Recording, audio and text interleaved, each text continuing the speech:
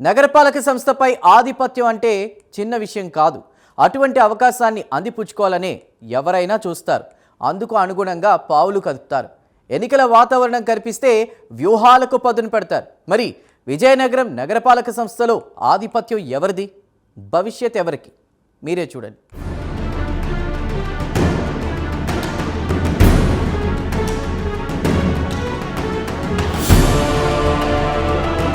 విజయనగరం నగరపాలక సంస్థలో ప్రస్తుతం 50 డివిజన్లున్నాయి. 1888లో పురపాలక సంఘం ఏర్పడగా 2015లో నగరపాలక సంస్థగా మారింది. టీడీపీ ఆవిర్భావం తర్వాత పురపాలక సంఘంలో చాలా వరకు టీడీపీ ఆధిపత్యం సాగింది. కొంతకాలం కాంగ్రెస్ రాజ్యమేలింది. 2021 డిసెంబర్లో జరిగిన పట్టణ స్థానిక సంస్థల ఎన్నికల్లో విజయనగరం నగరపాలక సంస్థలో వైసీపీ పూర్తి ఆధిపత్యం పొందింది. 50 డివిజన్లకు 49 వైసీపీ సొంతం చేసుకుని నగరపాలక సంస్థను సొంతం చేసుకుంది. అయితే 2009 తర్వాత పట్టణ రాజకీయాల శైలిలో కూడా మార్పు వచ్చింది. అప్పటి వరకు ఎక్స్ అఫీషియో సభ్యులుగా ఉండే ఎమ్మెల్యేల జోక్యం పురపాలక సంఘాల్లో అంతగా ఉండేది కాదు. ఆ తరువాతి కాలంలో పురపాలక సంఘ సమావేశాల్లో స్థానిక ఎమ్మెల్యే ప్రత్యక్షంగా పాల్గొనడం జరిగింది.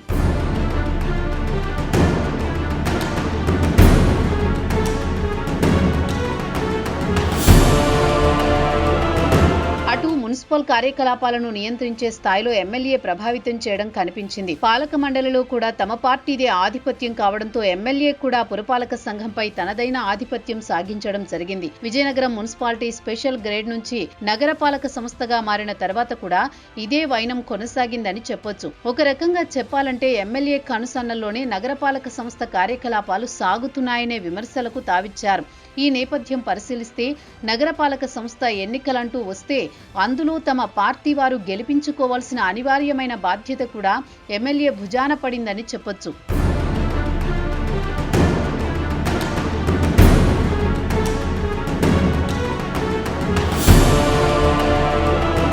ప్రస్తుత పరిస్థితిని పరిశీలిస్తే 99% కార్పొరేటర్లతో నగరపాలక సంస్థలో వైసీపీ హవానే కొనసాగుతోంది. 2021లో నగరపాలక సంస్థ ఎన్నికల సమయానికి స్థానిక ఎమ్మెల్యేగా ఉన్న కోలగట్ల వీరభద్రస్వామి సాధారణ ఎన్నికలలో అదితి గజపతిరాజు చేతిలో ఓటమి చెందారు.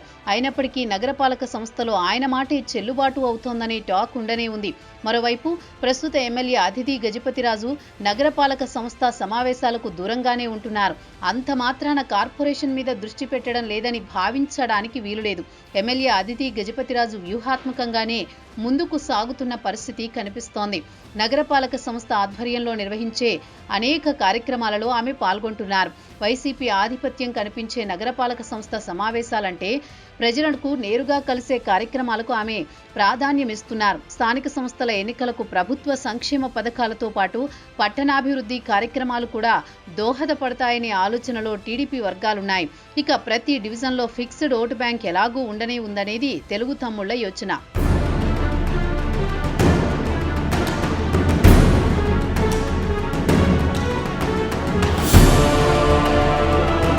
ఇదంతా ఒకెత్తైతే విజయనగరం పట్టణ రాజకీయాల్లోనూ మాజీ ఎమ్మెల్యే కోలగట్లది కీలక పాత్ర అనేది అందరూ ఎరిగినదే.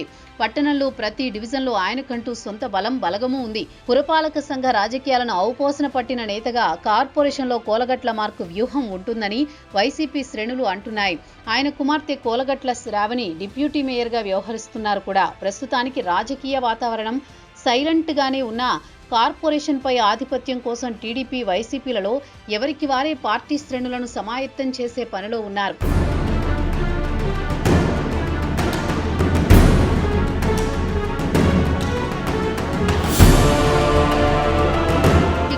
కూటమి అధికారంలో ఉన్న ఉమ్మడి జిల్లాలోని ప్రజా సమస్యల పరిష్కారానికే తాము కృషి చేస్తున్నామని వైసీపీ వర్గాలంటున్నాయి. ఒక రకంగా చెప్పాలంటే ఆ అవకాశాన్ని కూడా వారికి కూటమి నేతలే ఇస్తున్నారనే కామెంట్స్ కూడా ఉన్నాయి. కూటమి నేతలు సమావేశాలకు రాకపోవడం వల్ల సమస్యలు లేవనెత్తేవారు, అధికారులతో మాట్లాడి పరిష్కారం చూపేవారు వైసీపీ సభ్యులే అవుతున్నారు. మరి జెడ్పీ సమావేశాలకు రాలేకపోవడానికి కూటమి నేతలకు ఎవరి కారణాలు వారికి ఉండొచ్చు. అయితే మొత్తం సమావేశ తీరు పరిశీలించినప్పుడు అధికార పక్షం నుంచి హాజరైన వారు 1 మాత్రమే అనేలా పరిస్థితి ఉంది. దీంతో తమ సమస్యలను ఎవరికి చెప్పుకోవాలో లోకల్ లీడర్లు ఆవేదన వ్యక్తం చేస్తున్నారు. తాము నమ్ముకున్న నాయకులే ఇలా చేస్తే తమ పరిస్థితి ఏంటని లబోదిబోమంటున్నారు. పార్టీ అధిష్టానం దీనిపై దృష్టి పెట్టాలని కోరుతున్నారు. జిల్లా పరిషత్ సమావేశాలకు ప్రజాప్రతినిధులు వస్తే కొంతైనా తమ సమస్యలు పరిష్కారమవుతాయని అంటున్నారు.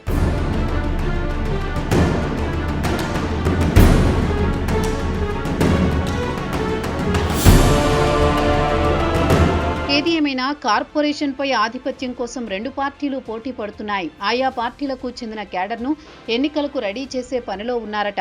ఆ దిశగా ఎవరికి వారు వ్యూహాలు రచిస్తూ ముందుకు సాగుతున్నారు. మరి టీడీపీ, వైసీపీల మధ్య ఆధిపత్య పోరులో ఎవరు పైచేయి సాధిస్తారో వేచి చూడాలి.